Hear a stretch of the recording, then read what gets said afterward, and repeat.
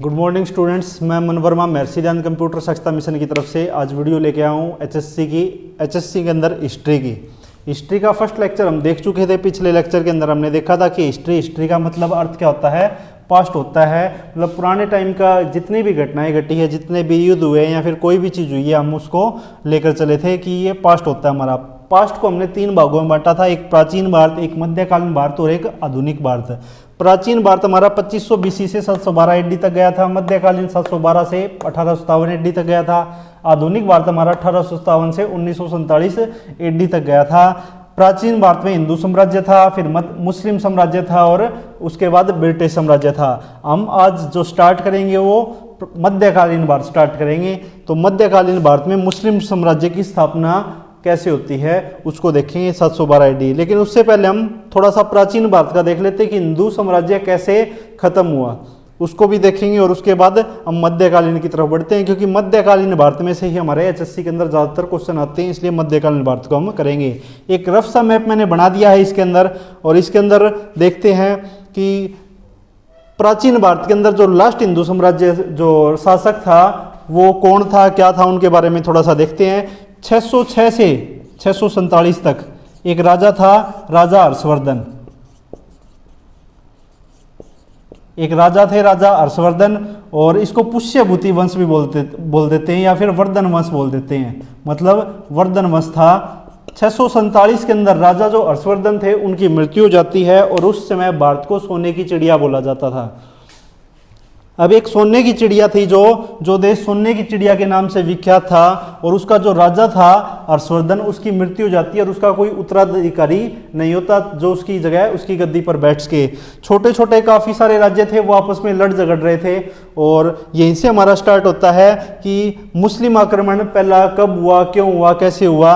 क्योंकि अगर देखें कि मुस्लिम आक्रमण, सबसे पहले बात करें मुस्लिम आक्रमण क्यों हुआ, अदर किसी ने आक्रमण क्यों नहीं किया, क्योंकि यहाँ हम देखते हैं भारत का जो नक्शा इसके अंदर, यहाँ हमारा अरब सागर है, अरब सागर है, यहाँ हिंद महासागर है हमारा, और यहाँ बंगाल की खाड़ी है। 3 तरफ से हमारे ये समुद्र से घिरा हुआ है भारत, 3 तरफ से समुद्र से घिरा हुआ है।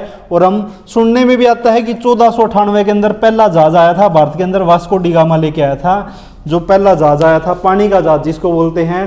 तो हम बात कर रहे हैं 712, मतलब उस टाइम में तो पानी के जहाज तो थे ही नहीं, उस टाइम तो शुरुआत ही नहीं हुई थी इनकी।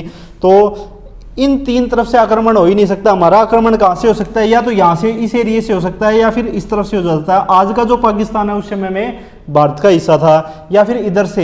लेकिन इधर से भी हमारा आक्रमण नहीं हो सकता, क्योंकि यहाँ जो है अरुणाचल, जम्मू कश्मीर से लेके अरुणाचल प्रदेश तक हमारा क्या है, हिमाचल की पहाड़ियाँ है, पहाड़ है, काफ़ी बड़ा है और काफ़ी लंबा एरिया के अंदर है। चीन हमारे ऊपर आक्रमण नहीं कर सकता, क्योंकि उस टाइम तो पानी के जहाज ही नहीं बने थे, हवाई जहाज तो बहुत दूर की बात है। तो हवाई जहाज से उस टाइम बने नहीं थे, तो चीन भी हमारे ऊपर आक्रमण नहीं कर सकता यहाँ से। अब रास्ता बचता है हमारे यहाँ से, एक स्थल मार्ग यही बचता है, और इसके अंदर भी क्या था, ये हमारा इंडिया है यहाँ तक, उसके बाद पाकिस्तान है जो उस टाइम में भारत का हिस्सा था, और यहाँ पे एक पहाड़ियाँ थी, इस जगह पे पहाड़ियाँ थी जिनको बोलते हैं हिंदकुश की पहाड़ियाँ, हिंदकुश की पहाड़ियाँ। और इन पहाड़ियों के बीच में यहाँ एक छोटा सा रास्ता होता था जिसको खैबर दर्रा बोलते हैं, खैबर दर्रा। यहीं से हमारा पहला आक्रमण होता है। इधर एक देश है अरब। मुस्लिमों के जो धर्मगुरु थे वो उनको बोलते हैं हम पैगंबर साहब, जिन्होंने मुस्लिम धर्म शुरू किया, पैगंबर।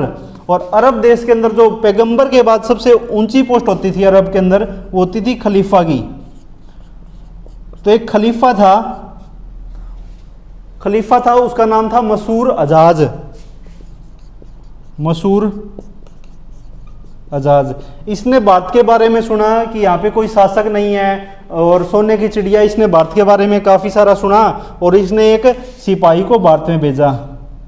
इस सिपाही का नाम जो था वो था मोहम्मद बिन कासिम,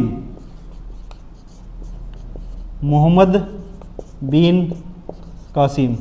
इस सिपाही को इसने भारत की तरफ रवाना किया।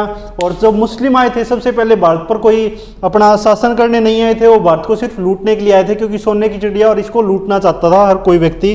तो इसने मसूर अजाज ने मोहम्मद बिन कासिम को इस खैबर दर्रे से यहाँ भेजा। और सबसे पहला जो राज्य आता है वो आता है सिंध, जो आज के समय में पाकिस्तान के अंदर है। और जो सिंध के राजा थे वो थे दाहिर, राजा दाहिर होते थे। सबसे पहले ये राज्य पड़ता था, सिंध का राज्य था, दाहिर राजा थे इसके। और इनके साथ मोहम्मद बिन कासिम और इनका युद्ध होता है, और इसके अंदर दाहिर जो है वो हार जाते हैं। राजा जो दाहिर है वो हार जाते हैं और कासिम जीत जाता है। कासिम यहाँ से काफ़ी सारी लूटपाट करता है। और इस युद्ध का नाम अगर मैं बताऊं तो रावर का युद्ध होता है ये। इस युद्ध का जो नाम था, जगह का नाम कह सकते हो, रावर का युद्ध बोलते हैं इसको।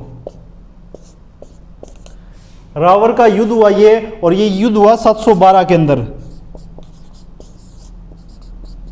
तो हमने देखा 606 से लेके 647 तक हमारे जो राजा थे, राजा हर्षवर्धन की मृत्यु हो जाती है। उसके बाद उनका कोई उत्तराधिकारी नहीं होता तो दूसरे देश भारत पर आक्रमण की सोचते हैं, उसको लूटना चाहते हैं। अरब देश ने 712 के अंदर मोहम्मद बिन कासिम, मसूर अजाज ने अपने एक सिपाही मोहम्मद बिन कासिम को भारत की तरफ रवाना किया। सबसे पहला राज्य आया सिंध। सिंध का राजा था दाहिर और कासिम के बीच में युद्ध हुआ। कासिम इसमें जीत जाता है, दाहिर हार जाता है। इस युद्ध को रावर का युद्ध बोलते हैं, और ये 712 AD के अंदर हुआ।